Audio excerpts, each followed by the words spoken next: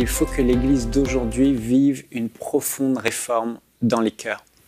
Et si je vous pose la question aujourd'hui, qu'est-ce qu'un chrétien ?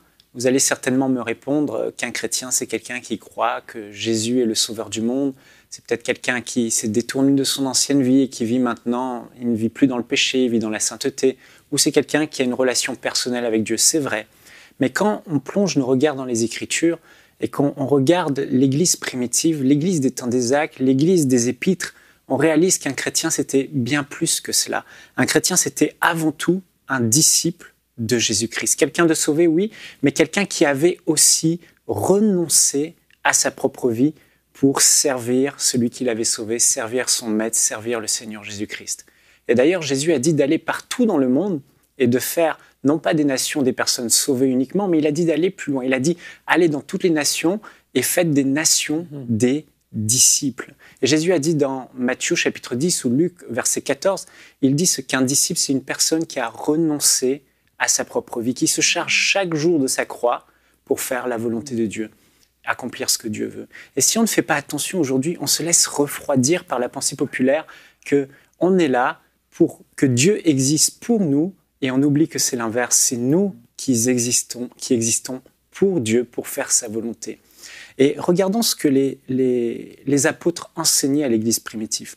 Dans 2 Corinthiens chapitre 5, verset 15, l'apôtre Paul, voici quel était son enseignement.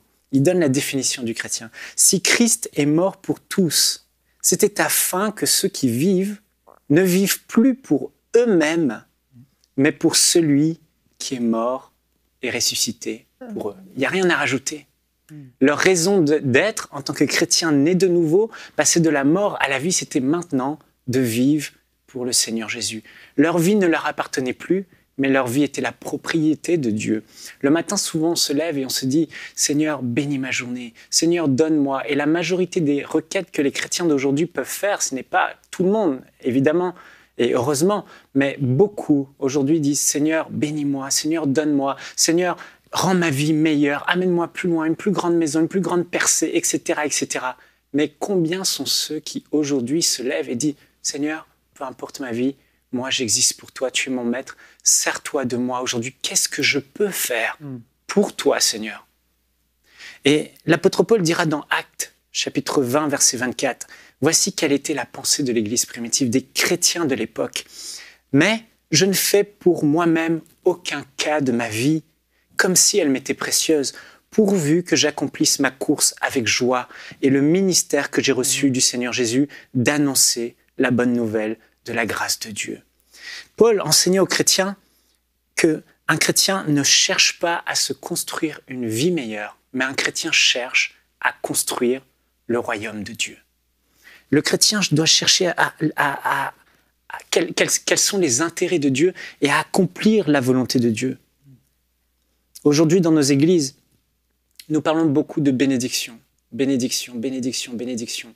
Et je me souviens, cet été, j'ai prêché dans une église et j'ai eu comme vraiment la nausée par rapport au message de la bénédiction. Je dois être honnête avec vous. Non pas que ce soit mauvais. Oui, Dieu est un bon Père, il veut nous bénir, il veut pourvoir à nos besoins. Mais j'ai réalisé que plus on parle de la bénédiction terrestre et ce que Dieu peut apporter, ce qu'on peut vivre ici-bas, j'ai réalisé que les chrétiens passaient leur temps à rechercher les choses d'en bas, les choses terrestres. Une plus grande maison, une meilleure vie, une plus grosse voiture, un meilleur travail, une promotion.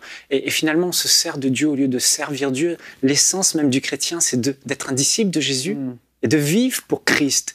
Et non pas l'inverse, Christ qui vit pour nous. Et aujourd'hui, je crois vraiment que cette pensée de Jésus, que Jésus a dit, recherchez le royaume de Dieu et sa justice, et toutes ces choses seront données par-dessus. Et la pensée qui doit animer le cœur de l'Église. Frères et sœurs, vraiment c'est important.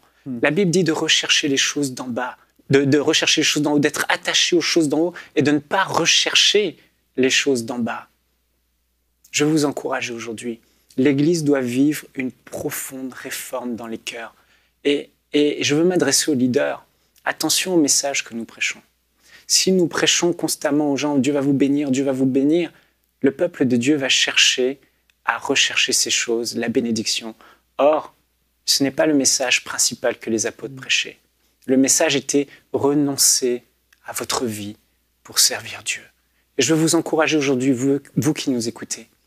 Quelle est votre prière aujourd'hui? Bénis-moi, bénis-moi, bénis-moi. Ou Seigneur, ma vie t'appartient.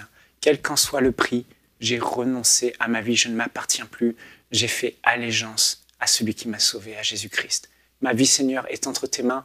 Sers-toi de moi aujourd'hui. Je veux être utile pour ton royaume. Je veux faire avancer le royaume de Dieu.